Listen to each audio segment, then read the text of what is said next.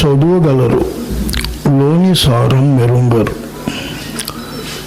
చదువు ఫలమదేమి, సారమేమి?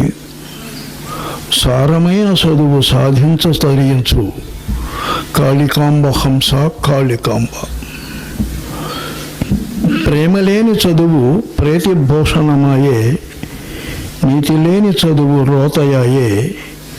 ప్రేమనీతి గలుగు విద్యయే పరవిద్య, కాళికాంబ హంస కాళికాంబ. ఈ రెండు పద్యాలు మనం చదువుకుందాం,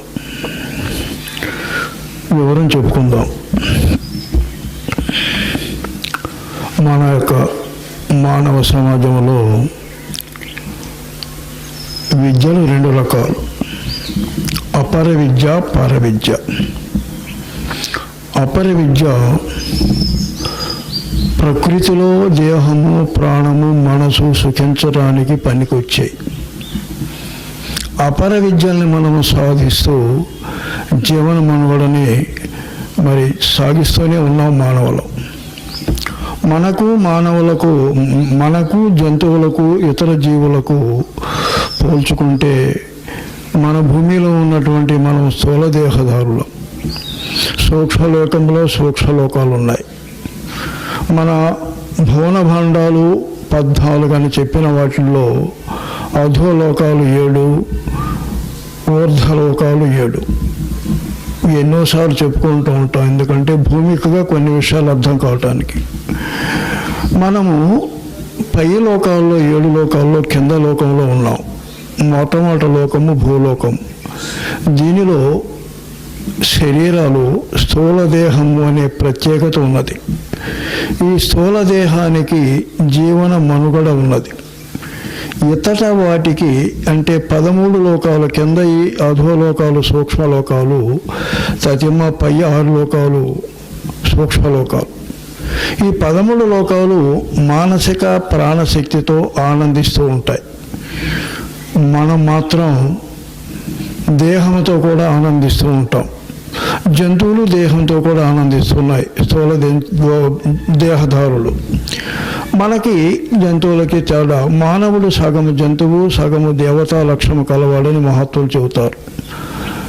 దేవతా గుణాలను సంపాదించుకోవటానికి ప్రయత్నించే మానవుడే మానవుడు.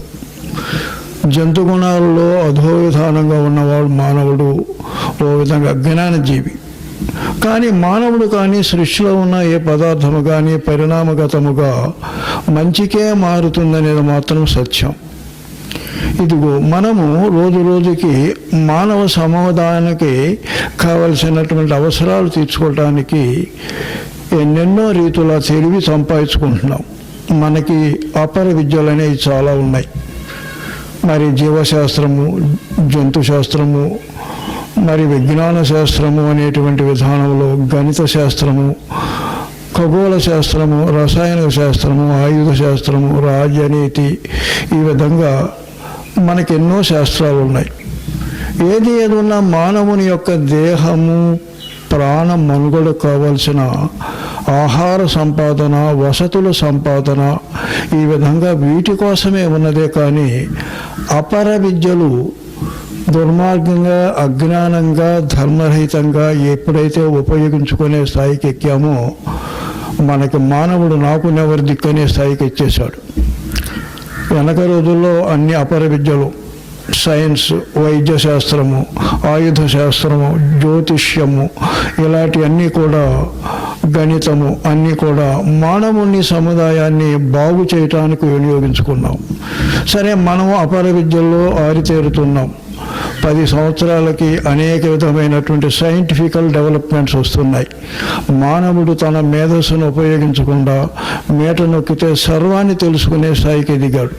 కానీ నాకునెవరి దిక్కునే స్థాయికి వచ్చేశాడు. పరవిద్య, లోకము పుట్టిన కాడి నుంచి అపర విద్య, పర విద్యలు ఎప్పుడూ ఉన్నవి.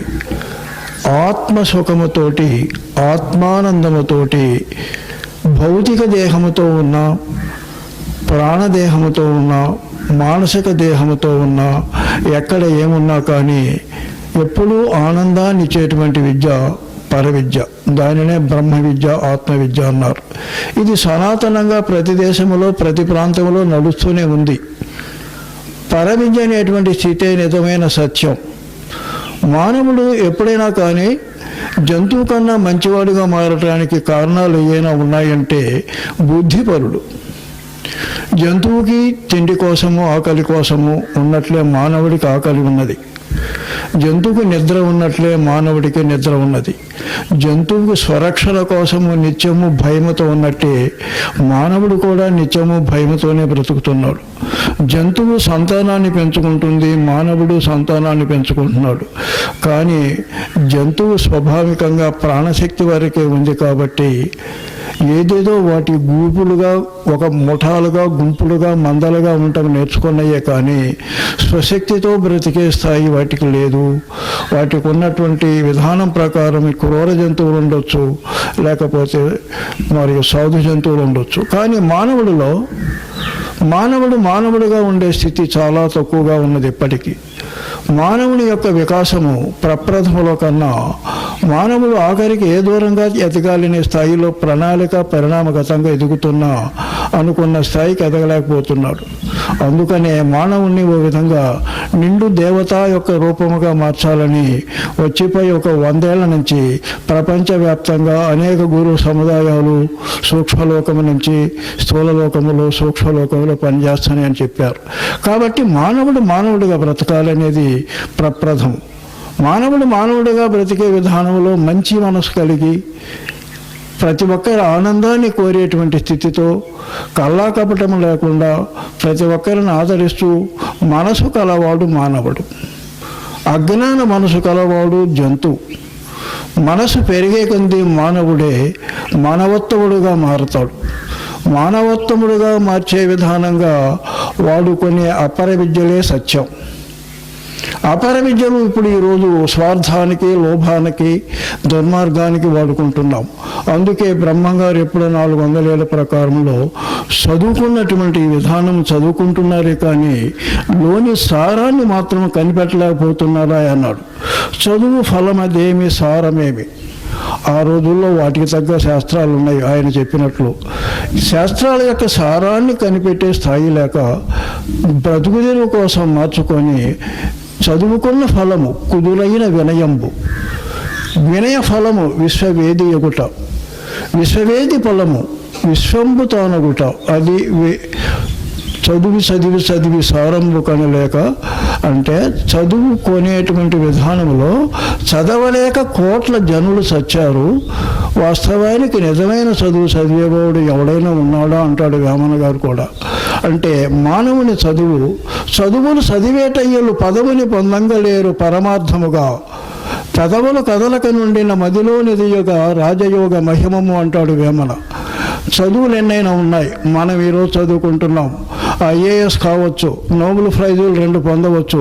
విషయం అది కాదని చెబుతుంది మహాత్ములు. అదే అరవింద అలాంటి మహాత్ములు మేధస్సుని ఏ విధంగా మనం తీసుకొని మానవుడు పరిణామం చెంది తన యొక్క మేధస్సు యొక్క విధానాన్ని అంతర్మనసులోకి పోగొట్టుకొని విశ్వసృష్టిలో నడుస్తున్నటువంటి అనేక శక్తుల సముదాయాన్ని బయటికి లాక్కవచ్చి ఏదైనా ఒక దాన్ని మానవుడికి ఉపయోగార్థంగా తెచ్చుకోవటం జరుగుతున్నా ఆ ఉపయోగములోనే రాక్షస కృత్యాలు ప్రబలుతున్నాయని చెబుతాడు.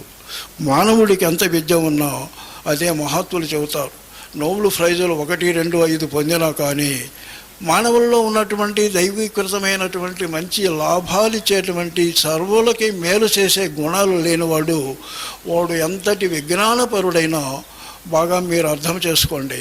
రాక్షసులు దేవతల కన్నా మానవుల కన్నా కొన్ని విషయాలలో తమో గుణస్సులే కానీ మేధస్సులో చాలా గొప్పవాళ్ళు. వాళ్ళు ఎన్నో గ్రహించారు. వాళ్ళు ఎంతో విద్యాపరులు. రావణాసురుడు కూడా ఎంతో విద్యాపరుడు, వేదాంతి. కానీ వాడిలో అసుర గుణం ఉండి అధోగతికి పోవటము, లోకాన్ని తను చేర్చాడు. అసలు విషయానికి వస్తే నోబెల్ ప్రైజులు పొందే విద్య ఉన్న మన మానవుల్లో ప్రేమతత్వము, నీతి, నిజాయితీ, ధర్మము, దానగుణము, శాంతము, క్షమాగుణము, దీనసేవ గుణము, పరోపకార బుద్ధి, ఈ విధంగా మంచి మంచి మంచి మంచి క్వాలిటీస్ మానవుల్లో లేక, మానవత అనేదే లేక ఓ విధంగా మహాత్ములు చెప్పిన ప్రకారము అనేక లోకాలలో మనలాంటి భౌతికపరమైనటువంటి లోకాలు ఉన్నవి, సూక్ష్మపరమైన లోకాలు ఉన్నవి. సూక్ష్మ భౌతిక లోకాలలో, ఇతర లోకాలలో మనమే నయం అనుకుంటున్నాము. వాస్తవానికి మనకన్నా అధో ఉన్నటువంటి మహత్తరమైనటువంటి క్రూరజాలము గల మనసులు గలవారు ఉన్నారట.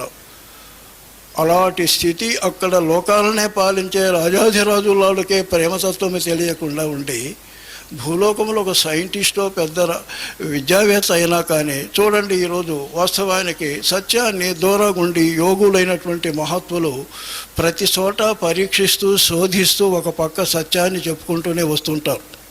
వినేవాళ్ళకి, మనసు ఉన్న వాళ్ళకి, కళ్ళు ఉన్న వాళ్ళకి చూపిస్తారు, చెవులు ఉన్న వాళ్ళకి వినిపిస్తారు, మనసు ఉన్న వాళ్ళకి నిజంగా నేర్పిస్తారు.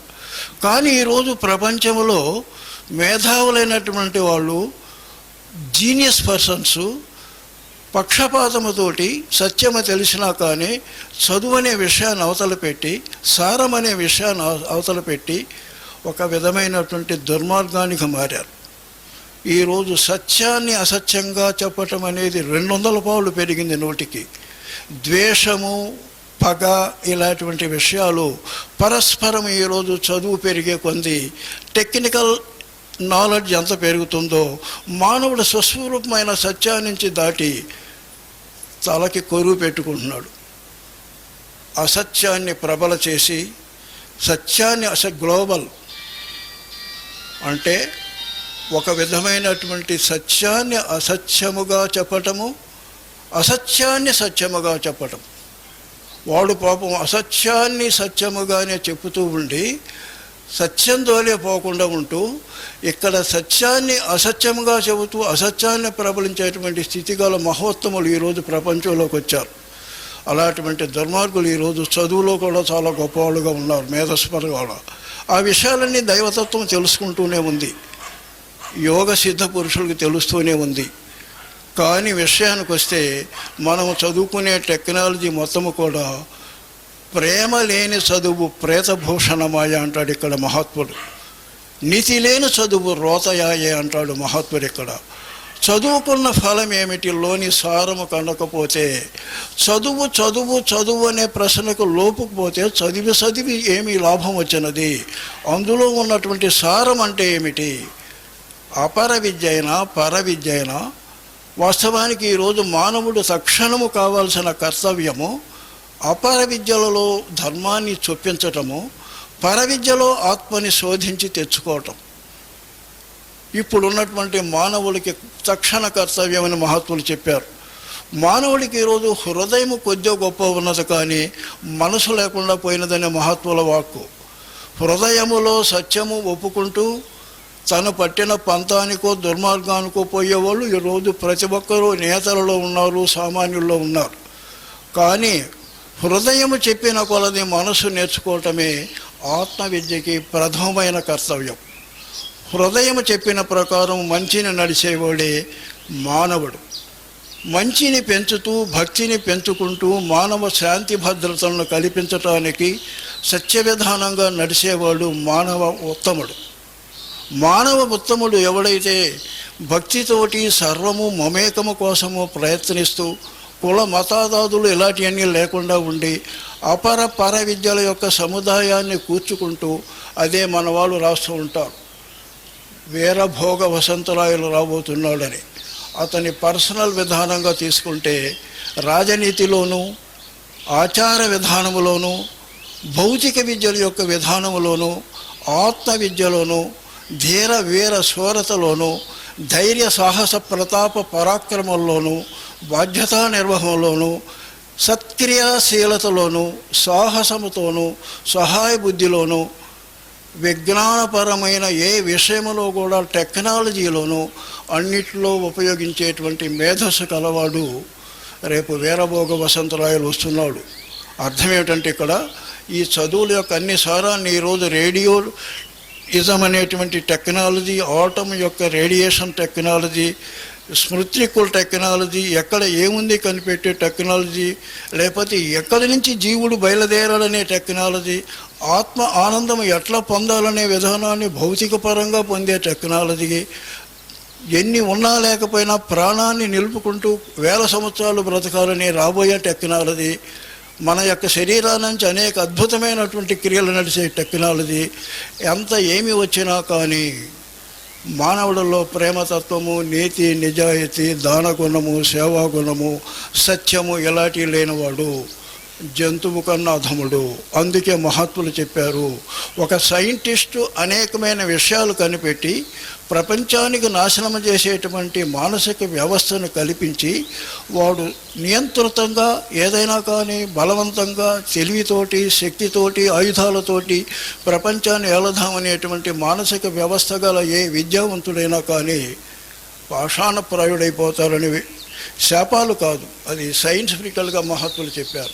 కాబట్టి ఎదురుగున్న రాజనీతిజ్ఞులను కానీ పెద్ద పెద్ద సైంటిస్టులు కానీ మనం ఏదో పెద్దగా గొప్పవాళ్ళు అనుకోవాల్సిన పని లేదు. సమయానుకూలంగా వాళ్ళ మేధస్సు పనిచేసినది, అది పొందారు. ఎవడు ఏది కోరితే అదే వస్తుంది సృష్టిలో. కాబట్టి మన విషయానికి వస్తే ఇక్కడ మంచి చెడు వేరే చేసుకుంటున్నాం కానీ ఘనత కోసం కాదు. చదువుకున్న సారము తెలుసుకోకపోతే, ఆ చదువులో సారం విధానం లేకపోతే వాస్తవానికి ఎన్నో విషయాలు కనిపెట్టినా వాటి విషయంలో మనం యొక్క మంచి స్థితిని కాపాడుకునే విషయం లేకపోతే చదువుల ఫలమేందో తెలియదు, సారమేందో తెలియదు. చదువుల సారము చివరికి వస్తే వాస్తవానికి అపర విద్యలో ఉన్న గొప్పతనాన్ని తీసుకుంటే ఒక వ్యవసాయమైనా, వైద్య విద్య అయినా, ఏదైనా ఆయుధ విద్య అయినా, ఏదైనా కానీ మానవ పురోగమానికే మనం అందరము కలిసికట్టుగా పోదామనే ఒక విధమైన సార సిద్ధాంతము లేకపోతే ప్రపంచం మొత్తం నాశనం అయిపోతుంది. కానీ మహాత్ములు చెప్పారు, మేము నాశనము చేయనీయము అన్నారు. ఎంతోమంది సూక్ష్మ శరీరధారులు ఇప్పుడు విశ్వం మొత్తం కాచుకొని ఉన్నారు. ఆటం బాంబుల స్థితితోటి మానవ ప్రపంచాన్ని 10-20 సార్లు బూది చేసేటువంటి టెక్నాలజీ ఈరోజు ఉంది. అంతేకాదు మానవులు ఆయుధ సంపత్తితోటి ప్రతి ఒక్క దేశాన్ని బూడిద చేయడానికి పెట్టినటువంటి ఆ యొక్క ఫ్యూజులు ఉన్నటువంటి ఆయుధాల యొక్క స్థితి 1100 సంవత్సరాలు డిఫ్యూజ్ చేయడానికి అవకాశం ఉండే స్థితి ఉన్నగాడి కానట్టు స్థితులు ఉన్నాయట. అంటే అర్థం చేసుకోండి, ఇప్పుడు ప్రపంచంలో యుద్ధనీతి కోసము పెట్టినటువంటి ఆయుధాల యొక్క సమీకరణని మళ్ళీ వాటి నుంచి తప్పించడానికి ఏదన్నా ప్రయత్నం చేస్తే 1100 సంవత్సరాలు పడుతుందని చెప్పారు. వీటన్నిటినీ తీసేసేటువంటి స్థితి ఒక యోగికి ఉంటుంది. ఎక్కడైతే ఒక యోగి ఉన్నాడో, గుంటూరు మస్సయ్య లాంటి మహత్వులైనటువంటి మహత్వులు ఉన్నారో, వాడు ఒక సెకండు ఆ బాంబింగ్ సిస్టంలో ఉన్నటువంటి టెక్నాలజీలో ఉన్న ఫ్యూజ్ని ఒకదాన్ని మార్చేస్తే సర్వం కనిపించకుండా పోతుంది. అందుకే వివేకానంద మహాత్ముడు చెప్పాడు 100 ఏళ్ల క్రితమే, మీరు ఆయుధాలతోటి ప్రపంచాన్ని జయిద్దాం అనుకుంటున్నారు, మా ప్రిన్సిపల్ అది కాదు. మేము సత్యముతో ప్రపంచాన్ని జయిస్తాం. సత్యం అంటే నీతి, నిజాయితీ, ప్రేమలను పెంచేటువంటి ఒక విద్య, పరవిద్య, అందరినీ మానవుల్ని దేవతలుగా మార్చే విద్య, నియంత్రితముతోటి జీవులని జంతువుల్లాగా మార్చుకొని మానవులను ఒక దాసులుగా మార్చే విద్య కాదు, ఒక పరాధీనం పొందే విద్య కాదు, ఏదో ఒక విధమైన ప్రకృతిని ఆధారపడక ప్రకృతిని ఏదో మన ఇష్టం వచ్చినట్టు మార్చుకునే విద్య కాదు మాది. కాబట్టి మేము ఎప్పటికైనా మా దేశంలో ఉన్న సత్యము నశించేటువంటి స్థితి ఉన్నంత వరకు ఎవడూ మా దేశాన్ని ఏం చేయలేడు, పైకి చేయిస్తూ ఉంటాడు. మా దేశంలో సత్యము నాశనమయ్యే స్థితి వచ్చే రోజు వస్తే మాలో దాగి ఉన్నటువంటి ఋషులు, ఎంతోమంది సమాధిగ్రస్తులైన ఋషులు, ప్రపంచాన్ని కాపాడుతున్న ఋషులు 5 సెకండ్స్లో 2 బయటకు వచ్చారంటే మీ ఆయుధ సంపద అంతా నాశనం అవుతుందని చెప్పాడు. కాబట్టి ఇప్పటికి వస్తే మహాత్ములు ఈరోజు ఒకటే చెప్పాడు. మహాత్ములు, ఎవడైనా అనవసరంగా బాంబింగ్ వేద్దామనే స్థితి ఉంటే, వాడికి ఎవడైనా అనుకరించి స్నేహితులైన స్థితి ఉంటే, బాంబు యొక్క స్థితి అంతా కంప్యూటరైజ్డ్ కాబట్టి మోటార్స్కి రష్యాలో వేద్దామనేటువంటి యొక్క కంప్యూటర్లో సింబలు 6 రావాల్సింది మహాత్ముల యొక్క ప్రక్రియతోటి F వస్తుంది. ఫ్రాన్స్ మీద పడుతుంది అమెరికా నుంచి రష్యాలో వేయాల్సిన బాంబు, సందేహం లేదని చెప్పారు. కాబట్టి బాంబులతో మన విద్యతోటి సత్యాన్ని, ప్రకృతిని ఎవడు జయించలేడు, అందులో సందేహమే లేదు. కాబట్టి చదువుకున్నటువంటి విధము, సారము అంతా దైవ పదార్థానికి సంబంధించిందే. మానవులంతా విషములో ఉన్న చూడండి, ఇప్పుడు సైన్స్ ప్రకారం కూడా అడవుల్లో కానీ ఎక్కడ కానీ జీవరాశిని రక్షిద్దామంటుంది, నెవల్ని ఎక్కడైనా ఏదైనా చేయడానికి వీల్లేదంటుంది. అడవుల్లో ఉన్నటువంటి మృగజాతిని ఏది చేయటానికి లేదంటుంది. అది చదువుల్లో సారం. వాస్తవానికి ఆత్మవిద్యలో ఉన్నటువంటి స్థానము, మనం పొందాల్సిన విధానం సారము కూడా మనం అర్థం చేసుకుంటే పరవిద్య అసలైన స్థానం. కాబట్టి సారమైన చదువు సాధించాలి. ఏమిటి సారమైన చదువు? అపర విద్యలని మంచిగా మార్చుకుంటూ, అపర విద్యల యొక్క శక్తితోటి పుణ్యాన్ని సంపాదించుకుంటూ, మనసుని నిర్మలపరుచుకుంటూ, యోగ నిష్ఠతోటి, ఆత్మచింతనతోటి, ఇంద్రియ జయత్వముతోటి, వైరాగ్యముతోటి ఇవన్నీ అవసరమా అంటావు. వాస్తవం. నీకు నిజమైన శాంతి కావాలనే తపన ఎప్పుడు పెరిగిందో, మానవుడిలో పరిణామ ప్రకారంగా దేహపరమైన సుఖాలు నిజమైన సుఖాలు కాదనేటువంటి స్థితి వచ్చినదో, పరవిద్యకి ఖచ్చితంగా మనసు పెట్టేస్తాడు. మనలో చాలామంది ఆధ్యాత్మిక విద్యకి ఎందుకు పోతున్నామో అర్థం చేసుకుంటే విసిగిపోయాం, వేసారిపోయాం. మన జీవితాలలో అనేక జన్మలలో తెలిసి తెలియకుండా దగాపడ్డాం, మోసపోయాం. అనంతమైన దేహ సుఖం కోసం పెరిగి పెరిగి పెరిగి తిరిగి నష్టపోయాం. ఆ నష్టాన్ని ఎట్లా పూడ్చుకోవాలి? ఎందుకు మనం నష్టపోతున్నాం? ఆత్మ ఆనందాన్ని పొందటానికి సుఖాన్వేషణలో ఎక్కడ దొరకక నష్టపోయాం. సుఖాన్వేషణ నిజంగా దొరుకుతుందా? దొరుకుతుందని శాస్త్రం చెబుతుంది, మన ఆత్మ చెబుతుంది. సత్య శోధనలో సుఖం ఉన్నది, ప్రకృతి యొక్క శోధనలో కూడా సుఖం ఉన్నది. కానీ సత్య శోధనలో సుఖం ఉన్నది. సత్య శోధన, నిజమైన సత్య శోధన నిజమైన సుఖాన్వేషణే.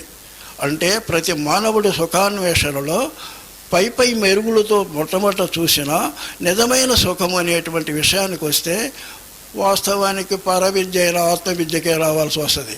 కాబట్టి మనము తరించే స్థాయికి దానికే సహజంగా ప్రతి ఒక్కరూ బాగుపడితేనే మనం బాగుపడతామనే యొక్క మానసిక వ్యవస్థలో ఉన్న తెలివి వలన, వివేకము వలన అందరము కోసము మనము, మన కోసం అందరము, అందరు సుఖానికి అందరూ త్యాగజీవులగుతూ, అందరు త్యాగజీవులైనప్పుడు అనంతమైన దైవశక్తి వచ్చి మనకన్నీ కోరికలు తీరుతాయి. అప్పటికి మనలో దేహపరమైన సుఖానికి ఆరాటమే తగ్గిపోయి ఉంటుంది. కాబట్టి చదువుల సారము నిత్యమైన ఆనంద సుఖాన్ని పొందటమే. దేహాన్ని సుఖముగా ఏదో ఉన్నటువంటి కుషన్ బెడ్డులతోటి, ఫ్రిడ్జులతోటి, ఏసీలతోటి తప్పని కాదు. కానీ అసలు సుఖము దేహములో ఎక్కడ ఉన్నది? సత్యమైన వర్తనలో ఉన్నది. అహంకారము, భ్రాంతులు తీసేసుకోవటములో ఉన్నది. వాస్తవానికి మనకి నిరాడంబర జీవితములో ఉన్నది. ప్రకృతిని స్వయంగా ఆస్వాదించటంలో ఉన్నది. ప్రకృతి సౌందర్యాన్ని ఆస్వాదించటంలో ఉన్నది. సత్కలోపాసనలో ఉన్నది. సద్విషయ చింతనలో ఉన్నది. అజ్ఞానముగా దేహేంద్రియ సుఖములో ఎక్కడా సుఖము లేదు. దేహమే నిత్యము కాదు, సుఖం అంతన్నా కాదు. దేహదారియగుచు దేహేంద్రియాదుల బంధనమును చెక్కి పరము కనుక పుట్టి సచ్చి పుట్టు సునందరు. సరే, ఎవరో పుణ్యం అంటానే మంచిగానే నడుస్తున్నారనుకో, వాడికి పుణ్యం వస్తుంది. పుణ్యలోకములకు పోయిన పోకగా పోవివారు వచ్చి పోవచుందరు. వచ్చిపోవు దారి వదిలించుకోవాలి అంటాడు మహాత్ముడు. పుణ్యం చేసినా వచ్చేది పోయేది ఉండేది.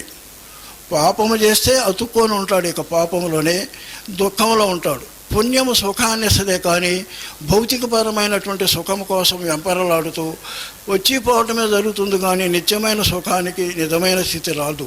అంటే అర్థమైందంటే మానవుడు సుఖాన్ని అన్వేషించి దేహ ప్రాణ మానసిక సుఖాలకు అతీతమైన సత్యమైనటువంటి సుఖాన్ని పొందాలి. అందుకే ప్రేమ లేని చదువు ప్రేతభూషణమాయ. మానవుడు పురుషుడు, ఆడ మగ ఇద్దరు కలిగేటువంటి ఇద్దరిలో కూడా ఆత్మతత్వమైన పురుషతత్వం మనలో ఉన్నది. మనం పురుషులం. పురుషులందు పుణ్య పురుషులు వేరే అంటాడు. అంటే ఆడ మగవారిలో పురుషతత్వము గల మానసిక వ్యవస్థ గల ఆడ మగవారు వేరుగా ఉన్నారు. మనమంతా ఆత్మస్వరూపులం. మనం ఆత్మస్వరూపులం అనే స్థితికి పురుషార్థములని ఒక పెద్దలు చెబుతారు. పురుషార్థం ఆడ మగవాళ్ళు కూడా పురుషుడే చెప్పుకున్నాం. పురుషులుగా ఎందుకు పుట్టాము ఇక్కడ? దేనికోసం మనం ఈ విధంగా వచ్చిపోతున్నాం? వచ్చిపోవటం సత్యమేనా? ఈ దేహధారణ నిజమేనా? మంచి సత్యము, నరకము, పాపము, పుణ్యము ఇలాంటివి నిజమేనా? ఈ విధంగా జీవతత్వం అనేటువంటి మహాత్ములు చెప్పే వాక్యంలో సత్యం ఉన్నదా? ఒకటి మాత్రము సత్యము. మానవుడు కానీ ఏ జీవి కానీ సుఖంగా ఉండాలనుకునే సత్యం. సుఖము పొందాలని నిత్య ప్రయత్నం సత్యం. సుఖము ఎప్పుడూ దొరకదనేది సత్యం. వచ్చిపోయేదే కానీ నిజమైన సుఖము లేదనేది సత్యం. ఆత్మసుఖము అనంతముగా ఇస్తున్నది సత్యం. ఆత్మసుఖము కోసము మానవుడు చివరికి ప్రయత్నించాలనేది సత్యం. ఆత్మసుఖాన్ని నిజము తెలుసుకున్న తర్వాత తాను కాక 10 మందిని బాగు చేద్దామని దానికోసము ప్రయత్నించేది సత్యం. కాబట్టి ఆత్మ మార్గం సత్యం. ఆత్మ మార్గములో ధర్మము, అర్థము, కామము, మోక్షము, ప్రేమ ఉన్నాయి. ధర్మం అంటే తాను సుఖిస్తూ 10 మందిని సుఖింపజేయటం.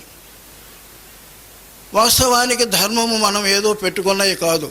మానవ ధర్మము, ఆత్మధర్మము ఏదో కట్టుబొట్టు ఇవి కాదు. మనము ఏ ప్రాంతానికి ఆ ప్రాంతం యొక్క నడవడిక, వాడుకలు కాదు ధర్మం.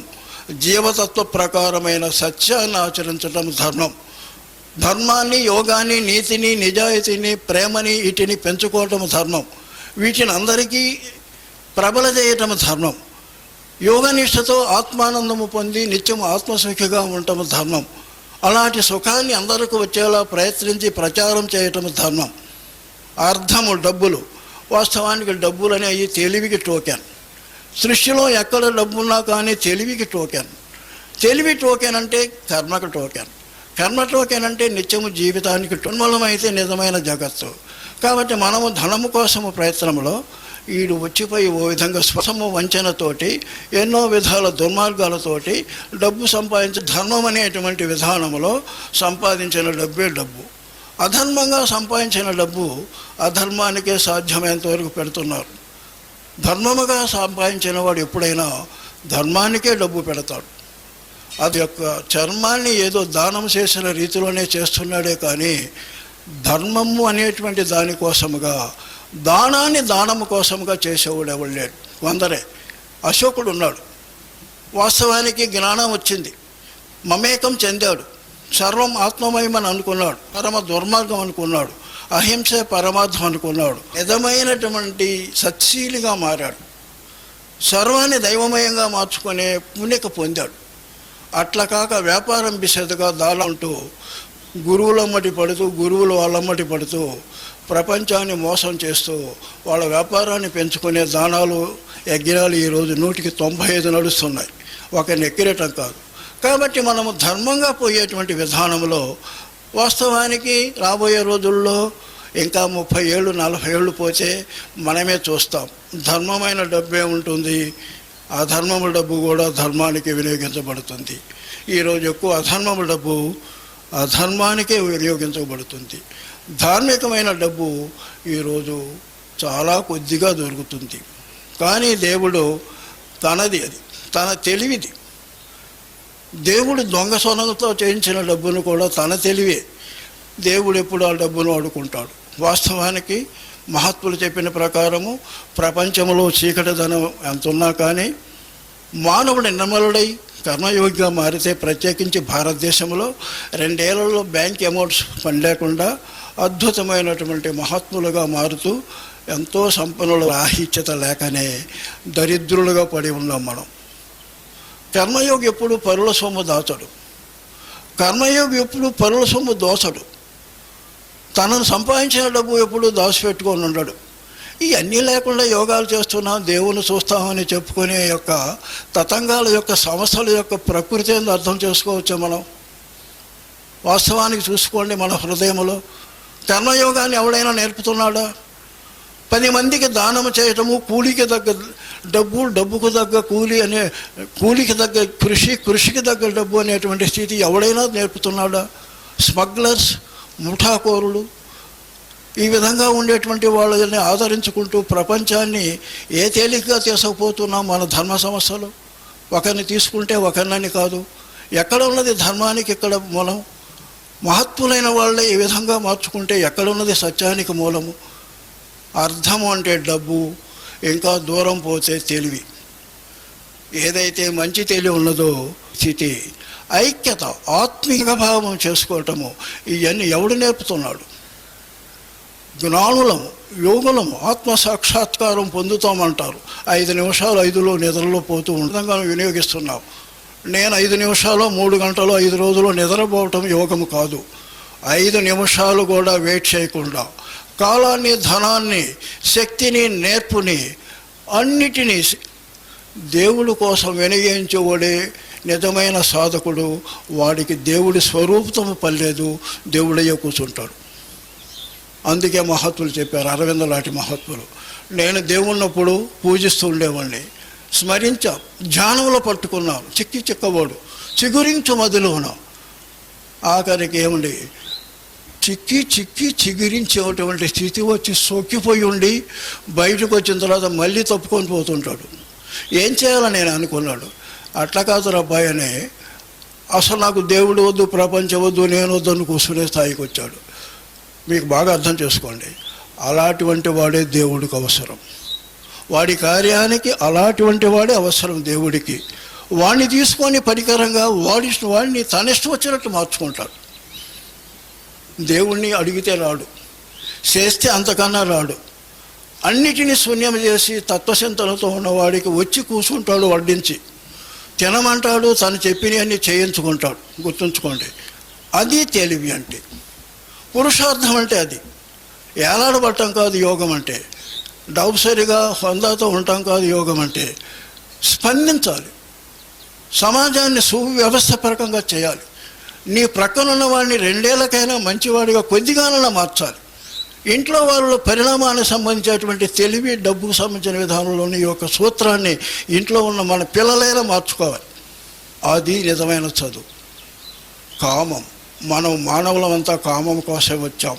కామం అంటే మగవారి యొక్క స్థితి అనేవే కాదు, ప్రతిదీ కామమే. రుచిగా తిందామని, ప్యాషన్గా ఉందామని, మంచి లాభాను వనములో ఉందామని, హాయిగా మంచి ఎక్కడెక్కడో ప్రకృతి సౌందర్యాలు చూద్దామని. వాస్తవానికి మనలో ప్రకృతి సౌందర్యోపాసన, సత్కలోపాసన ఉన్నదే కానీ దాని పక్కనే దానికన్నా గూడు కట్టుకొని దుష్కలోపాసన ఉంటుంది, దుశ్చింతన ఉంటుంది, దురలవాట్లు ఉంటాయి. ఒకడు ఎవడైనా కానీ, ఒక ఆర్టిస్ట్ కానీ, ఒక సైంటిస్ట్ కానీ, ఎవడైనా కానీ అందులో ఎంత ఎక్స్పర్ట్ అయి ఉంటాడో అంత నీచుడై ఉంటాడు. అది కామము కాదు. ధర్మబద్ధమైన కామాన్ని తీర్చుకోవటం కామం. భార్యాభర్తల అనుబంధంలో ఉన్న ధర్మబద్ధమైనదే కామము. అది బ్రహ్మచర్యం అన్నాడు. ఎక్కడ దేవుని తలస్తూ ధర్మంగా నడుస్తాడో అప్పుడు అనుభవించే సుఖమే కామము. ఆ కామాన్ని నిర్మలపరుచుకుంటూ కామరాహిత్యానికి రావాల్సినటువంటి పుణ్యమైన యోగాన్ని పొందాలనే కోరికే కామం. 10 మందిని అందరినీ బాగు చేద్దామనే కోరికే కామము. కామి అయిన వాడు కవియకు కలుగేపు, కామి అయిన వాడు మోక్షకామి అవుతాడు. కామి అయిన వాడు కామి కానివాడు కవి కాడు, రవి కాడు. మనోళ్ళు అంటారు, భలే పద్యం, కామాన్ని బాగా తీర్చుకుంటారా, బాగా డబ్బులు ఎటైనా సంపాదించుకుంటారా, అబ్బాయిలు భార్యాభర్తలుగా హాయిగా ఉండంటారా అంటాడు. అది కాదు ఆ మహాత్ముడు చెప్పింది. ఎవడైనా చేస్తున్నాడు ప్రకృతిలో కామాన్ని. ఎవడేమో రవిలాగా కవిలాగా ఎవడు మారడు.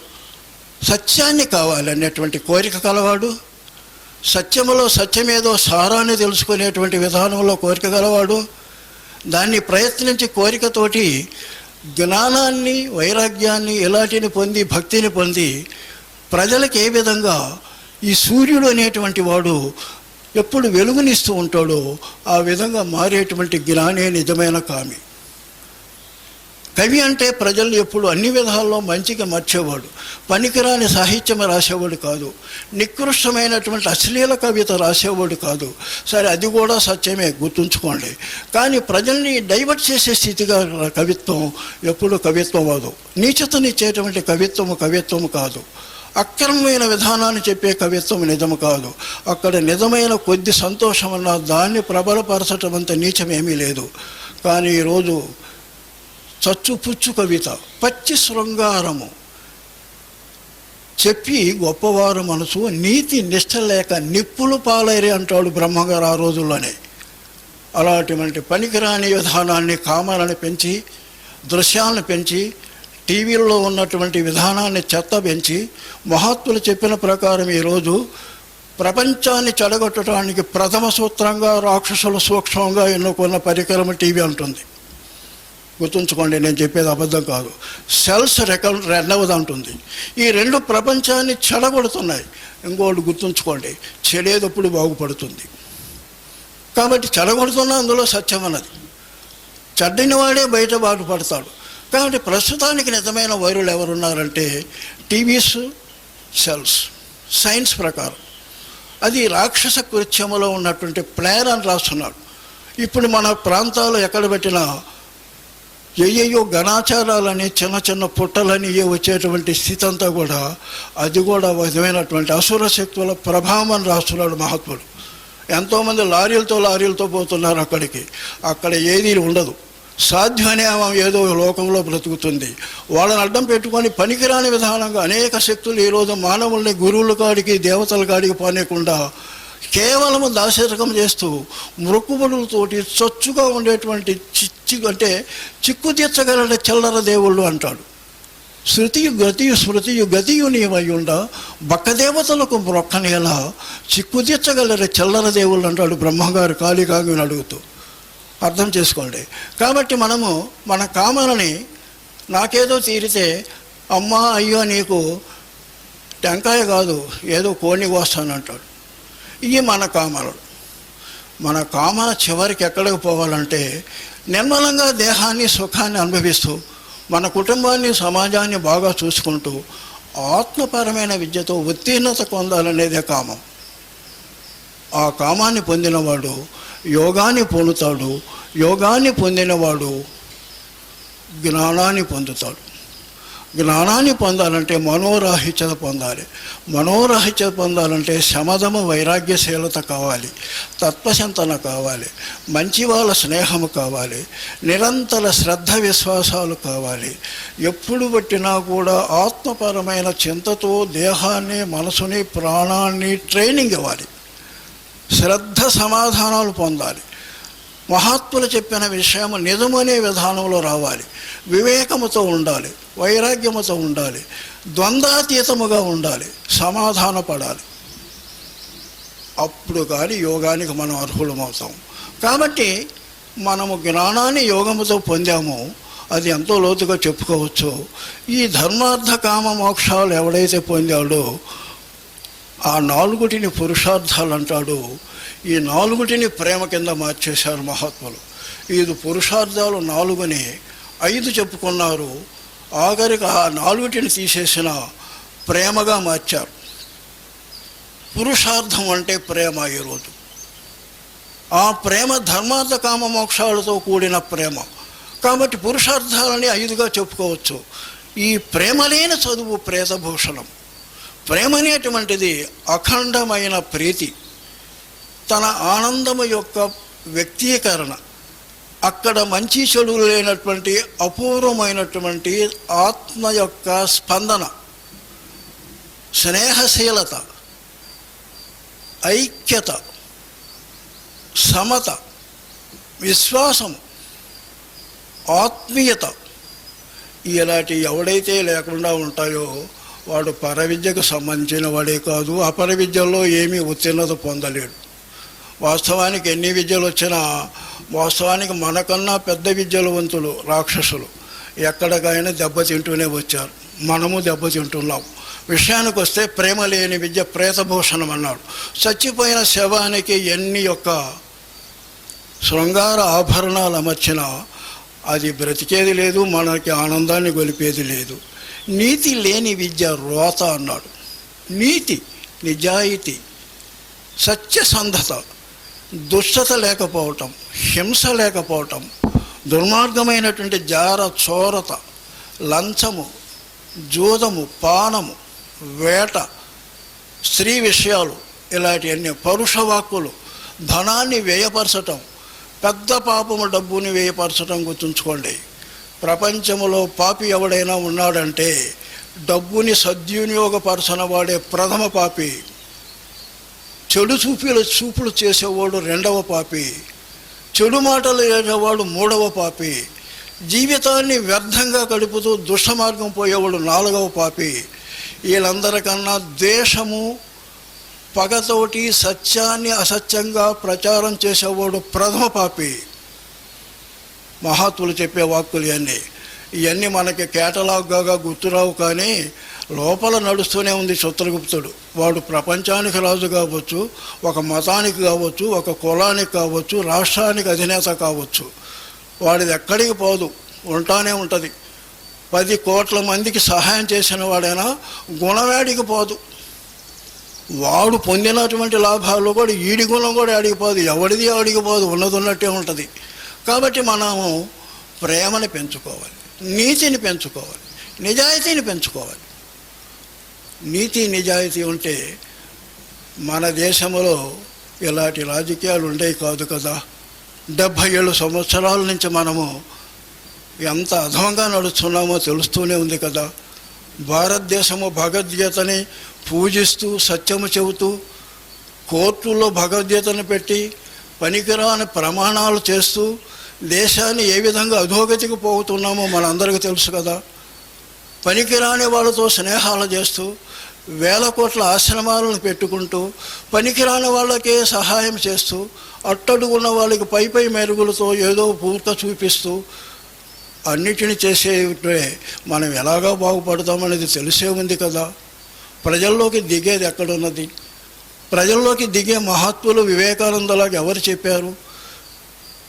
వాస్తవానికి ప్రజల్లో దిగినట్టు ఓ విధంగా మెహర్ బాబాలాగా ఎవడు చెప్పాడు మనకి? ప్రజల్లో నిర్వీర్యంగా నిరాడంబరంగా సత్యసాయిలాబాగా ఎవడు చెప్పాడు? పెద్ద పెద్ద సమస్యలు పెట్టుకొని ప్రజలను దాసరకం చేసే విధానంలో మనమంతా చదువున్న మూర్ఖులము కాక ఏమై ఉన్నాం? ప్రేమ ఎక్కడ లేదో అక్కడ ఏమున్నది? సత్యం ఎక్కడున్నది? ఆడంబరము పటాటోపము తప్పితే. కాబట్టి నీతి లేని చదువు రోత అన్నాడు, ప్రేమ లేని చదువు ప్రేతభూషణం అన్నాడు. ప్రేమ నీతి గలుగు చదువు వాస్తవానికి వేద విద్య. ఆ విద్యను నేర్చుకోవాలంటే తక్షణ కర్తవ్యము మనము మనసు మార్చుకోవాల్సిందే. నువ్వు మార్చుకోకపోయినా బాగా గుర్తుంచుకోండి, రాబోయే రోజుల్లో ఇప్పుడు కూడా ప్రతి మానవులని బొబ్బు పెట్టి లేకపోతే సంఖ్యలేసి ప్రకృతి దేవుడి సిస్టము సద్గురు స్థితి ప్రతి వాడిని బుద్ధిమంతుడిగా తీర్చే రోజు వచ్చేసింది. ఎవడు పిచ్చి పిచ్చిగా చేయడానికి వీల్లేదు ఇక రాబోయే రోజుల్లో. ప్రతి ఒక్కరిని కూర్చోబెట్టి వాడవాళ్ళు నేర్పాల్సిందే. ప్రకృతి సన్నద్ధమైంది, తప్పించుకోవడానికి వీలు లేదు. అవకాశవాదాలు అంతకన్నా లేవు. సత్యం యొక్క ప్రకర్ష అఖండంగా నిశ్చితంగా ఈరోజు మన మీద పనిచేస్తుంది. కాబట్టి చదువులు చదివేటయ్యలు పదవిని పొందంగలేరు పరమార్థముగా. పనికిరాని చదువులతో పొట్టకూటి కోసం పోయే ఈ యొక్క అధునాతన చదువులు. అందుకే మహాత్ములు వివేకానంద చదువుల విషయంలో, అరవింద చదువుల విషయంలో, మెహరబాబా చదువుల విషయంలో, మహాటెక్కల జిడ్డు కృష్ణమూర్తి చెప్పిన చదువుల విషయంలో చదువులకు రాబోయే రోజుల్లో మార్కులు గ్రేడ్స్ ఉండవు. చాలా తక్కువ టైంలో ఏది వాడు బాగా కావాలంటాడో అందులో 2 ఏళ్ళో 5 ఏళ్ళో వాడికి తరువుగా వచ్చినట్లు ట్రైనింగ్ ఇవ్వటమును ప్రపంచంలోకి సహాయ బుద్ధితో పంపే రోజులు వస్తున్నాయి. అక్కడ డబ్బులు పెట్టి చదువుకునేది లేదు.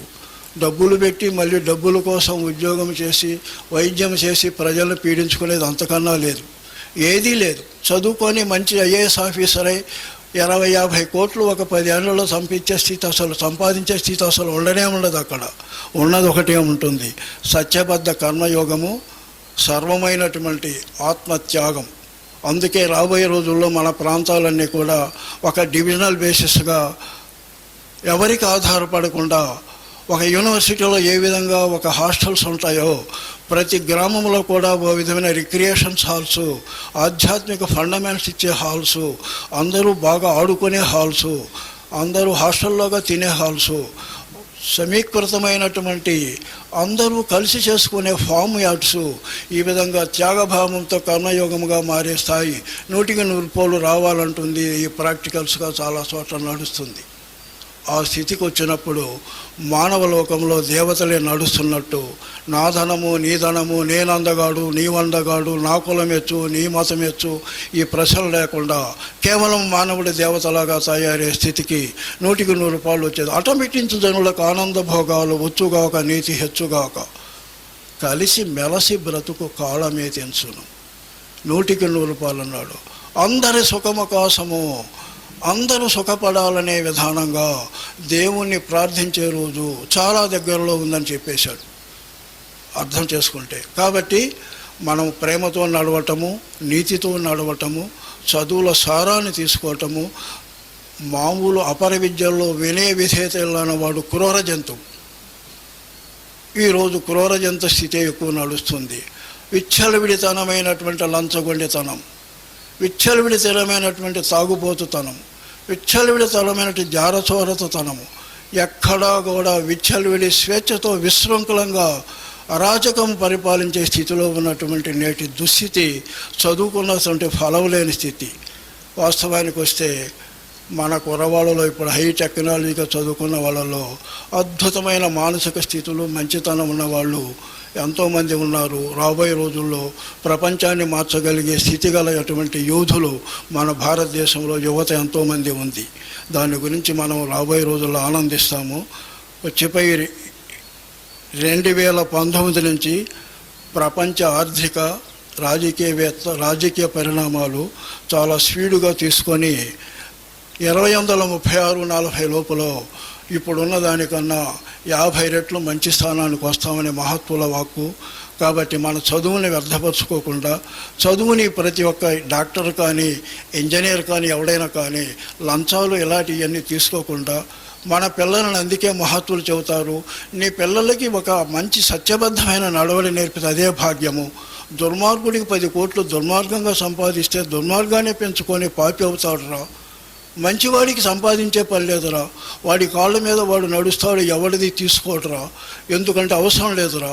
ఉన్నవరకే నిరాడంగా బ్రతకటమే నిజమైన జీవితానికి పునాదిరా. కాబట్టి ఉండాల్సిన స్థాయిలో నువ్వు ఏది ఆలోచించినా మంచివాడికి తల్లిదండ్రులు ఆస్తి సంపాదించాల్సిన పని లేదు, చెడ్డవాడికి చెడగొట్టుకోవడానికి ఎక్కువగా ఇచ్చేవాడిని చెడగొట్టాల్సిన పని లేదు. కాబట్టి ఆస్తి ముఖ్యము కాకుండా భక్తి, సత్యత, ధర్మమే ఆస్తిగా ఉన్నవాడు దౌర్భాగ్యాన్ని అన్నిటినీ తీసేసి తానికి 10 మందికి బాగు చేస్తాడనే విధానాన్ని, మహత్తరమైన విధానంగా ధర్మార్థ కామ మోక్షాలను కలపాలనే చదువునే కావాలని అపర విద్యల్ని పరవిద్యగా మార్చుకుంటూ పరవిద్యని ప్రతి చోట ప్రబలపరచాలి.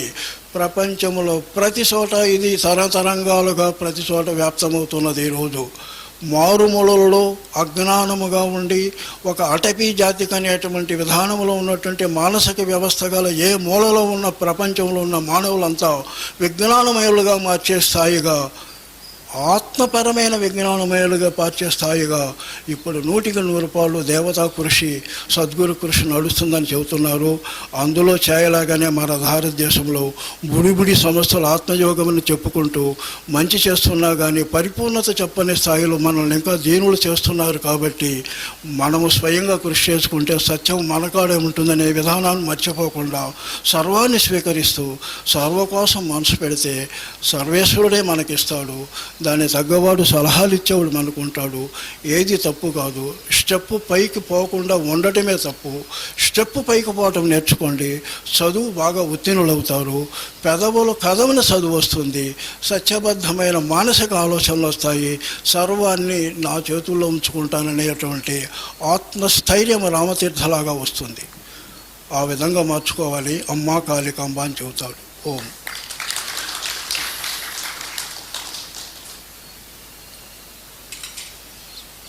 మనము శ్రీ వెంకటేశ్ అనేటువంటి కొత్త పుస్తకంలో నుంచి 118 అనేటువంటి నెంబర్ గలది పదాన్ని చెప్పుకుందాం.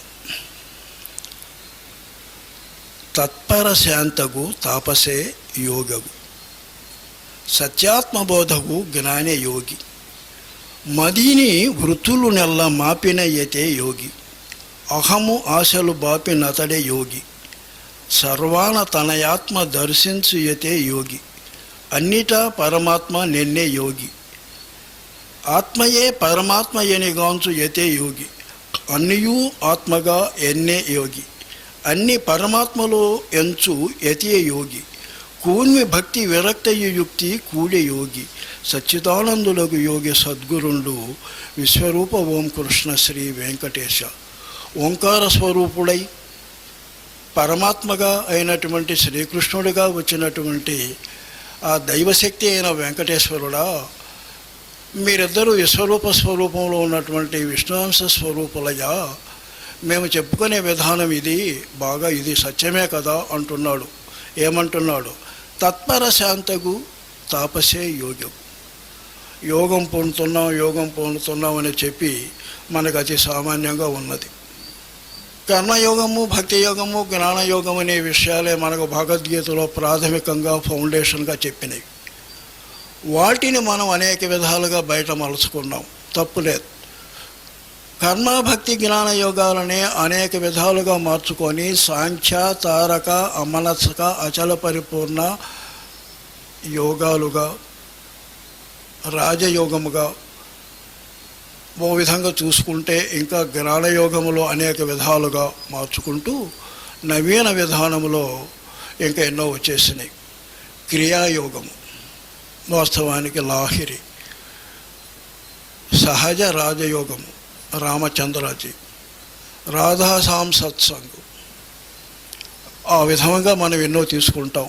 పిరమిడ్స్ వచ్చేసింది, SSY వచ్చేసింది, ఎన్నో రకాలుగా కొత్త క్రియలు వచ్చేసినాయి. ఇవన్నీ యోగాల యొక్క ప్రక్రియ. యోగం అనే ప్రశ్న తీసుకున్నప్పుడు ఏ చేసినా ఫాలోయింగ్ ముఖ్యము, తప్పని కాదు, కానీ ఫలితము సత్యము కావాలి. ఫాలోయింగ్లోనే ఉంటూ ఫలితం లేకపోతే ఫాలోయింగ్లో ఉన్న లాభం ఏదో అర్థం చేసుకోవట్లా. మనమంతా చాలామందివి, లక్షలు కోట్ల మంది ఫాలోయింగ్ అవుతున్నామే, కానీ ఫాలోయింగ్ లాభం తీసుకునే స్థితికి రావటంలా. యోగం అనే ప్రక్రియ యొక్క విశేషాన్ని మర్చిపోతున్నాం. తత్పర శాంతి కావాలి. ఏ విధమైనటువంటి మానసిక క్లేశాలు, మానసిక వృత్తులు అనేవి లేకుండా, మానసిక క్లేశం అంటే ఏమిటి అర్థం చేసుకుంటే, యోగం అంటే ఏమని చెప్పాడు మహాత్ముడు? మతి వృత్తులను బాపుట, మనస్సును నిర్మలపరచి ఆత్మలో లయపరచుట, ఆత్మను పరమాత్మలో లయపరచుట.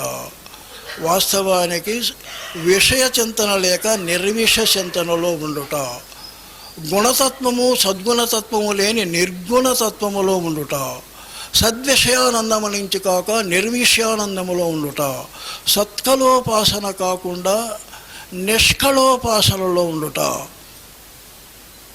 సౌందర్యోపాసనలో సత్యాన్ని గుర్తించి వాస్తవానికి సత్యం శివం సుందరమూర్తిగా మారుట. అది యోగము, జ్ఞానము అంటే. ఏదైతే జ్ఞాన తత్పరతనిస్తుందో, ఏదైతే ప్రేమ తత్పరతనిస్తుందో, ఏదైతే ఊహామయతలో కేవలము శూన్యస్థితిలో ఏమీ లేని స్థితిలో ఉండి ఆనందవశాన్ని కూడా గుర్తు లేకుండా అచల భయంలోగా ఉంటాడో అటువంటి తాపసి. తాపసి అంటే ఒక అర్థము, యోగాన్ని లేకపోతే ఏదన్నా విధానాన్ని తపస్సు పట్టి సాధించడానికి ప్రయత్నించేవాడు, ప్రయత్నించి ఫలితాన్ని పొంది దాన్ని అనుభవిస్తూ 10 మందికి మళ్ళీ పంచేవాడు తాపసి. ఎవడైతే తత్పర శాంతితో తాపసిగా ఉంటాడో వాడే యోగి. మనం యోగి పెట్టుకుంటే తప్పులేదు. వాస్తవానికి ఇప్పుడు కొన్ని శాఖల్లో ప్రతి ఒక్కరికి యోగి అని పెట్టుకున్నారు, ఒక్కో శాఖలో. తప్పని మనం అంటలేదు, కానీ మనం యోగానికి ఏ విధంగా ప్రయత్నం చేస్తున్నాం? ఒకసారిని ఆగామా, లేకపోతే 2 చోట్ల నిజమనుకొని అవివేకంగా భ్రాంతిమయులుగా ఉన్నామా అనేది మనం పరుచుకోవాలి. ప్రజ్ఞలు వస్తాయి యోగములో. ప్రత్యేకించి ప్రాణిక్ మానసిక విధానంలో కొద్దిగా ఒత్తిడి తెస్తే, హఠయోగం లాంటిది చేస్తే కొన్ని మహిమలు వస్తాయి. ఎక్కువ ఆయుష్ రావచ్చు, అదే కనుక తిరిగితే చచ్చిపోవడం కూడా జరగవచ్చు. వాస్తవానికి నిజమైన హఠయోగాన్ని, నిజమైన యోగికాడిని పట్టడం న్యాయం. ప్రాణాయామ క్రియలు ఇలాంటివి కూడా మహత్తరమైన మంచి వాళ్ళ కాడ నేర్చుకోవటమే న్యాయం. కాకపోతే డైవర్ట్ అయ్యి విద్యని ఫాలోయింగ్ చేస్తున్న నిజమైన స్థాయికి రాకపోవటం అనేది సత్యం. కాబట్టి తత్పర శాంతి పొందాలి అంటే మనసు నిర్మలపడి ఆత్మ అనుభవం పొంది ఆత్మలో లయపడే శాంతి అనేటువంటి స్థితిని పొందేవాడే యోగి అంటున్నాడు ఇక్కడ. తర్వాత ఇంకా లోతుగా చెప్పుకోవడానికి టైం కూడా లేదు, మనం పోతున్నాం. తర్వాత ఏం చెప్పాడు? సత్యాత్మ బోధకు జ్ఞానే యోగి. ఆత్మే సత్యము, ఆత్మ కన్నా ఏది లేదు. ఆత్మజ్ఞానము పొందిన దాకా సర్వము మిథ్యగా చెప్పుకొని, జ్ఞానము పొందిన తర్వాత ఆత్మ కానిది ఏదీ లేదని చెప్పుకునే బోధే నిజమైన బోధ. సర్వం కలివిదం బ్రహ్మ అని చెప్పుకున్నాం, వాసుదేవ సర్వమితి అని చెప్పుకున్నాం, అహం బ్రహ్మాస్మి అనే జ్ఞానాన్ని చెప్పుకున్నాం, తత్వమసి అనే జ్ఞానాన్ని చెప్పుకున్నాం, అయమాత్మ బ్రహ్మ అనే జ్ఞానాన్ని చెప్పుకున్నాం, ప్రజ్ఞానం బ్రహ్మ అనే జ్ఞానాన్ని చెప్పుకున్నాం. వీటన్నిటిని ఎవడైతే అర్థం చేసుకొని నిర్మలమైన వృత్తితో ఉంటూ నిర్మలమైనటువంటి నడక నడుస్తూ ఉంటాడో వాడు యోగి. దానికి ప్రయత్నం చేసేవాడు కూడా యోగి. కాబట్టి విషయానికి వస్తే మనము మదిని వృత్తులల్లా మాపినయ్యతే యోగి. మానసిక వృత్తులు ఉన్నాయి. మన దగ్గర నిద్ర ఉన్నది. నిద్ర ఒక వృత్తి. నిద్ర మానటం అంటే భద్రస్థితికి, నిద్ర మానకున్న భద్రమే లేదయ్యా అంటాడు. నిద్రలోని నిద్ర నిజముగా చూసినా భద్రమగును చూడ బ్రహ్మ పదవి అంటాడు ఇంకో చోట. అంటే యోగ నిద్ర కాంచటం వేరు, మన నిద్ర వేరు. మన నిద్రని అనుభవిస్తూ కూడా, యోగ నిద్రలో ఉండి అనుభవిస్తూ కూడా సత్యాన్ని ఎరుకుపడ్డవాడే నిజమైన యోగి, నిద్రుడు. కాబట్టి ఇక్కడ ఏం చెబుతున్నాడంటే మదిని వృత్తులెల్లా మాపిన యతి యోగి. వృత్తులు అనే ప్రశ్నకు వస్తే మనకి నిద్ర ఒక వృత్తి, స్మృతి ప్రతి దానిని గుర్తు చేసుకొని దాని ప్రకారం నడవటం మనకొక వృత్తి. మనకి వాస్తవానికి ప్రమాణం ఒక వృత్తి. అక్కడ ఏదో పొగలాగా కానొస్తుందంటే మంట ఉందనుకుంటాం, ఇంకో చోట ఒకదాన్ని అనుకొని ఒకటి అనుకుంటాం. మనం మంచివాడు ఒక పనికిరాని వాడితో తిరుగుతుంటే పొరపాటున మంచివాడిని మనము చెడువాడుగా తలుస్తాం, ఒక వృత్తి. మంచివాడినిగా చెడువాడు మంచివాడుగా నడుస్తుంటే చెడువాడిని మంచివాడుగా అనుకోవటం వృత్తి. అసలు ఏమీ లేని దానిని ఎక్కడ ఏమి లేదా అని స్వంత కల్పన చేయటం వృత్తి. ఇవన్నీ వృత్తులు. క్లేశాలు కూడా ఉన్నాయి మన కాడ.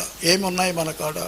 అవిద్య, నా దేహమే సత్యం, నా శరీర సుఖమే సత్యము, నా జ్ఞానేంద్రియాలు చెప్పినే సత్యం. వాడు తాగినటువంటి డ్రింకు కన్నా నేను తాగిందే కరెక్ట్ అంటాడు ఒకడు. వాడు ఇంకొకడు ఈ డ్రింకు అంటాడు, వీటన్నిటికన్నా బ్రాందీ మంచిది అంటాడు. ఎవడి వాడికే సత్యం. అవన్నీ క్లేశాలు. ఎవడనుకుంటే వాడు నాదే సత్యం అనుకునేది క్లేశం. వాస్తవానికి దేహేంద్రియ సుఖములో బయటపడి బడకపోవటం ఒక అస్థిగత, అస్మిత అంటాడు. నేనే సత్యము, నా దేహమే సత్యం అనేది అవిద్య అన్నాడు. రాగములో పడిపోతాం మనం. రాగం అంటే అన్నీ ఇష్టమైనవి, మన అబ్బాయిలు, మన అమ్మాయిలు, మన ఊరు, లేకపోతే నాది, నా పుస్తకము, నా డ్రెస్సు, నా శరీరము, నా కుక్క పిల్ల, ఇవన్నీ. ద్వేషం, నాన్ సెన్స్, నాకు ఇష్టం కాదు ఏది కూడా నాది కాదు. వాడు అనుకున్నట్టుగా వాడి డ్రాప్ సరిగా లేదు, వాడు కానొచ్చినప్పుడల్లా వాడిని పలకరించడానికి కూడా నాకు ద్వేషం. ఎందుకంటే వాడి యొక్క ఊహల్లో వాడేది బాగున్నాడనే విధానం నాకేమి నో కాంప్రమైజేషన్. ఆ విధంగా పరిసచ్చే విధానం మంది.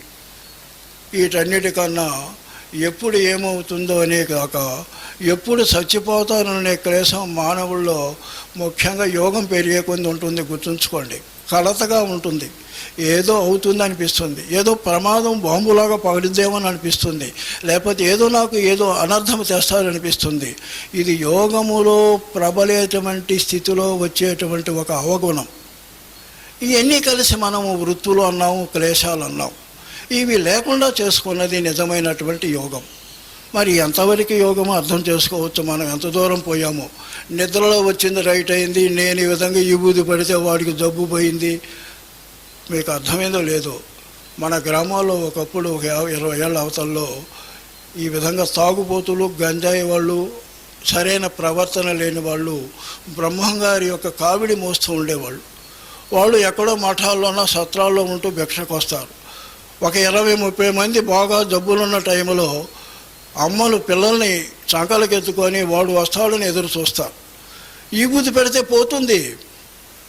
Science of yoga, pranic healing, art of living, ఇవన్నీ పైన చెప్పుకునే విషయాలు. What is the real art of living? Being in self is really art of living. What is pranic healing? Whose prana is treated and directed to goodness is real prana treatment. ఇవన్నీ పోగొట్టుకొని మనము ఏదేదో వెర్రి చేష్టలతోటి లక్షల మందిని బాధపడుతున్నాం. కాబట్టి ఇక్కడ చెప్పేది ఏమిటంటే మతి వృత్తులు పోగొట్టుకునే విషయాన్ని మర్చిపోగొట్టుకొని అన్నిటినీ ఓ విధంగా అజ్ఞానముతోటి పోతున్నాం. కాబట్టి మనం తీసుకునే విధానాన్ని తీసుకుంటే ఏమి చెప్పాడంటే, మతి వృత్తులు పోగొట్టుకునేటువంటి యతే సత్యమైన వాడు. మనకు వచ్చిన మహిమలు డల్ వట్టిది. నేను చెప్పే భవిష్యత్తు రైట్ ఉందనుకున్న తప్పు. చిత్తకాలు రెయ్యింబగలు చూసినా 50 ఏళ్ళు చూస్తున్నా కూడా తప్పు. మనసు నిలిచిన చిన్న స్థితే యోగంలో ప్రప్రథమ సూత్రం. నాకు ఎన్నో మహిమలు వచ్చాయనుకుంటాడు. రఫ్ స్టేజ్ అది. ఒక గొర్రెలు బరిగొళ్ళు కాసుకునేవాడు కన్నా హీనుడు. నేను చిట్టినట్టు కాదు చెబుతున్నాను. ఎందుకంటే ఆ విధంగా పనికిరాని స్థితి పెరుగుతుంది కాబట్టి, అల్పసుఖం పోతున్నాం కాబట్టి మనం మన మిత్రులుగా చెప్పుకుంటున్నాం. ఎవరినో అరిచినట్టు కాదు, తిట్టినట్టు కాదు. కాబట్టి విషయానికి వస్తే, అహము నాశలో బాపోయినా అతడే యోగి. అహంకారం పోవటం అనేది ఆధ్యాత్మిక విద్యలో ప్రబలమైనటువంటి కష్టం. అది ఎక్కడో ముసుగు దాసుకొని రాక్షసుల్లాగా కామకల్పన విద్యతో బయటకు వచ్చినట్టు ఉంటుంది. ఎక్కడైనా కానీ నేను అనే పదాన్ని వాడుకోకుండా యోగి తప్పించుకోవాలంటే వాడు చాలా కష్టంలో ఉండాల్సిందే. సాత్విక అహంకారం కొద్దిగా పర్వాలేదు, ఏం చేయదు. కానీ ఏదన్నా నిజమైన గుణాలతో కూడిన అహంకారంగా వచ్చిందా, రజో తమో గుణాలది, వాడు ఎంత యోగి అయినా కూడా ఎక్కడో బోల్తా కొడతాడు, 10 మందికి మోసం చేస్తాడు. ఆశలు పోగొట్టుకోవాలి. వాస్తవానికి యోగతత్వంలో ఎన్ని ఆశలు ఉన్నాయి మనకి.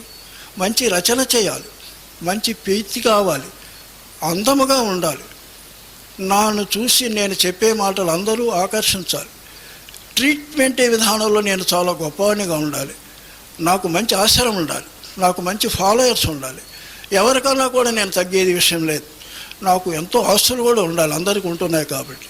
అదే అంటాడు పాపం గాయత్రి పరివారం రామశర్మాజీ. నేను ఆయన సర్వేశ్వరానంద్ అనేటువంటి సూక్ష్మ గురువు చేత డైరెక్టర్ని పొందుతూ హిమాలయాస్కు పోయి ఏదో 6 నెలలో 5 నెలలో సంవత్సరం తపస్సు చేసుకునేవాడు. ఆ టైంలో ఆయనకు అద్భుతమైన మహిమలు వచ్చినాయి.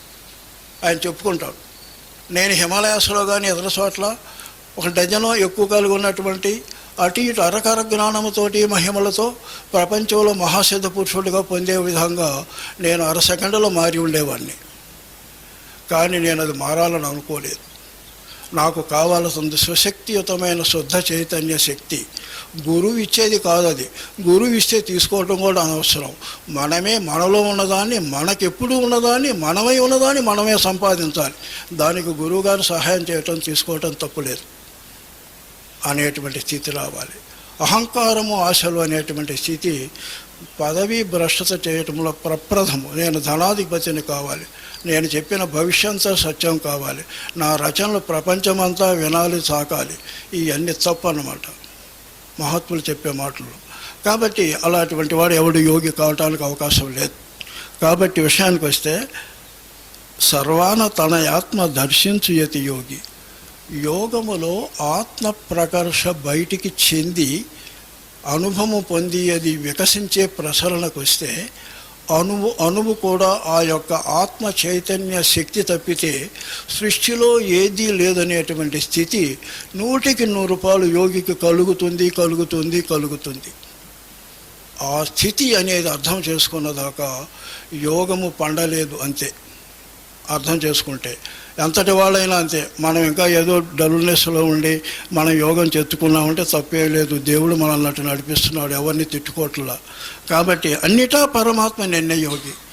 తన ఆత్మ సర్వములో ఉన్నదని తెలిసినవాడు, తన ఆత్మే సర్వముగా ఉన్నదని తెలిసినవాడు, తన ఆత్మలో సర్వము ఉన్నదని తెలిసినవాడు, తన ఆత్మ సర్వాతీతమైనదని తెలిసినవాడు పరమాత్మే అదైందని తెలుసుకుంటాడు. కాబట్టి తన ఆత్మ పరమాత్మ, సర్వము పరమాత్మ అని ఎవడైతే తెలుసుకుంటాడో వాడే యోగి. ఏంటయ్యా ఇన్ని డివిజన్స్ పెట్టావు, యోగం అంటారు. అది నిజమైనటువంటి సీరియాలిటీ ఆఫ్ సైన్స్, వాట్ ఆత్మవిద్య ఈజ్ అదనమాట. కాబట్టి ఆత్మయే పరమాత్మ అన్ని గాంచు యతేడే యోగి, అన్నియు ఆత్మగా ఎన్నే యోగి చెప్పాము. ప్రతి పదార్థం అణువు ఆత్మగా తెలుస్తుంది. శుద్ధ చైతన్యమైన యొక్క పదార్థము తప్పితే సృష్టిలో ఏదీ లేదు. అది తన ఆత్మే అనే స్థితి తెలిసిందాక యోగమే కాదు. సత్యమాయన్ని మధ్యలో మనం పిడురాళ్ళబోయి ఏదో మందు తెద్దామని ఇంట్లో అమ్మకో నాన్నకో బాగలేదని మధ్యలో సర్కసులు చేసినట్టే, అంతా వ్యర్థం. అందులో సందేహం లేదు. ఎందుకు చెబుతున్నామంటే వేదాంత బోధలో సద్గురు బోధలో 10 పేజీలకి 2 చోట్లైనా మహిమల గురించి తాకగాకరా అని చెబుతారు మహాత్ములు. 100కి 100 పాలు చెప్పే మాట అది. బుద్ధుడైతే చెప్పి చెబుతాడు. బుద్ధుడు పొద్దున్న లేస్తే దాని జోలి పోగాకరా అంటాడు. కానీ బుద్ధుడు మహాత్ముడు దేనికి 3500 రకాల మహిమలు సంపాదించాడు. వద్దన్న వచ్చి చేయని కాడికి. అది సైన్స్. అది విషయానికి పోతే అన్నియు ఆత్మగా ఎన్నే యోగి, అన్ని పరమాత్మలో ఎంచు ఎతియ యోగి, తన్ను చూసి నేను నిన్ను తా మరసును, నిన్ను చూసి నేను తన్ను మరసు, ఏ విధముగాను ఎరుగు నరుడు నిన్నును తన్ను అంటాడు వేమన. అయ్యా పరమాత్మ, నీవు పరమాత్మవని తన ఆత్మ ద్వారా తెలుసుకుంటే నీ ఆత్మ, ఆ ఆత్మ నీ పరమాత్మలో కలిసిపోయి అయ్యా నీలాగానే మారుతున్నాడు వాడు పిచ్చోడు, వాడికి పరమాత్మకి తేడా లేదయా అని చెబుతున్నాడు. తన ఆత్మను చూసుకున్నాడు అనుకో, నేను ఆత్మ తప్పితే సృష్టిలో ఏదనుకున్నాడు అనుకో, వారి పిచ్చోడ పరమాత్మ, ఇంకో నువ్వులెవరో వాడైపోతారా అని చెప్పాడు. ఇది యోగం అంటే. వాస్తవంగా అది అనమాట. అర్థం చేస్తే అన్నీ పరమాత్మలో ఎంతు యతి యోగి, కూర్మి భక్తి విరక్తియు యుక్తి కూడ యోగి. ప్రేమతత్వము, ప్రేమ లేని చదువు ప్రేతభూషణమాయే. ప్రేమ ఫౌండేషన్ యోగికి ప్రేమమయుడు. క్రీస్తు, మహమ్మద్, బుద్ధ వీళ్ళంతా ప్రేమమయులు. వాళ్ళు చెప్పే టీచింగ్స్ మనం ఓ విధంగా బ్రష్ పరిచి ఈ విధంగా చేస్తున్నాం. రమణ మహర్షి, రామకృష్ణ పరమహంస ప్రేమమయులు. షిరిడి సాయి ప్రేమమయుడు. ధార కార్చేవాళ్ళు ప్రపంచ స్థితి చూస్తే వివేకానందుడు మన భారతదేశం కోసం రైజింబగులు కడవల నీళ్లు గార్చాడు అమెరికాలో. ప్రేమమయులు. ప్రేమ ముఖ్యము. తర్వాత భక్తి, విరక్తి, జ్ఞానము వీటి కూడినవాడే యోగి. ఎక్కడైతే ప్రేమతత్వం కొరతపడుతుందో అక్కడ జ్ఞానము భక్తి లేనట్టే. ఎక్కడైతే ప్రేమతత్వం కొరతపడుతుందో అక్కడ యోగి కానట్లే. కొద్ది గొప్ప లోపాలున్న మహత్తులు గొప్పవాళ్లే కావచ్చు, కానీ నిండు యోగి సద్గురువు ఎప్పుడు వీటిలో ఒక వీసమంతా కూడా కొరబడడు. అందులో సందేహం లేదని చెబుతారు మహాత్ములు. కాబట్టి విషయానికి వస్తే సచ్చిదానందులకి యోగి సద్గురుండు. ఎవడైతే యోగి అయి ఉన్నాడో మనం చెప్పుకున్న గుణాలన్నీ చూసుకుంటే వాడు సచ్చిదానంద తత్పరుడు. సత్ అంటే నిత్యము ఉన్న ఉనికిలాగా ఏమి గుర్తులేని స్థాయిలో, చిత్ అంటే సర్వము ఆత్మ పదార్థము తప్పితే చైతన్య, శుద్ధ చైతన్యం తప్పితే లేదని తెలుస్తుందో, పరమశాంతితో ఆనందముతో ఉంటాడు. అచల పరిపూర్ణ బయలులో ఏమీ లేకుండా ఉంటాడు. అందరికీ బోధ చేసే విధానంగా ఉంటాడు. అట్టి యోగే ప్రాథమికమైన మూల పురుషుడైన సద్గురుడు. వాడే ప్రపంచానికి ఆధార పురుషుడు. విశ్వరూప ఓం కృష్ణ శ్రీ వెంకటేశ.